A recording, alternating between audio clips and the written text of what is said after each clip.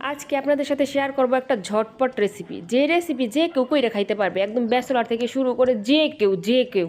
প্রথমে কড়াইটা দিয়ে দিলাম, কড়াইটা গরম হওয়ার পরে দিয়ে দিলাম এর মধ্যে তেল, তারপরে দিয়ে দিলাম এক বাটি পেঁয়াজ কুচি আর দিয়ে দিলাম কাঁচামরিচ। এটাকে সুন্দর মতন হালকা করে ভেজে নিব। তারপর এর মধ্যে একে একে দিয়ে দেবো রেগুলার মশলা। আমরা ঘরের যে রেগুলার মশলাগুলো ব্যবহার করে থাকি, হলুদের গুঁড়া, মরিচের গুঁড়া, ধনিয়ার গুঁড়া এবং প্রয়োজন মতন দিয়ে দেবো এর মধ্যে লবণ। তারপরে সুন্দর মতন এটাকে কষিয়ে নেব। আসলে এটা এতই সহজ রেসিপি, মানে যে কেউ করতে পারবেন আর খেতে দুর্দান্ত স্বাদ হয়। তারপর যখন এরকম তেল ছেড়ে দেবে, হালকা একটু জল দিয়ে তারপরে এটাকে সুন্দরভাবে কষিয়ে নেব। কষানোর পরে তারপরে যখন এইভাবে তেল ছেড়ে দেবে, তারপর প্রয়োজন মতন যতটুকু ঝোল রাখবেন আর কি, ততটুকু পরিমাণে জল দিয়ে দেবেন। আসলে এত সহজ রেসিপি আর খেতে দুর্দান্ত স্বাদ লাগে, আমার কাছে তো অনেক ভালো লাগে। তারপর যখন এরকম টকবক পরে ফুটে উঠবে, তখন এর মধ্যে দিয়ে দেবেন আস্তে আস্তে একদম ফাটিয়ে ডিম দিয়ে দেবেন। একটুও কিন্তু নাড়া দেওয়া যাবে না, ফাঁকে ফাঁকে আস্তে আস্তে ডিম এরকম ভেঙে কাঁচা ডিমগুলো এর মধ্যে দিয়ে দেবেন। তারপর হালকা একটু সময় ঢেকে দেবেন।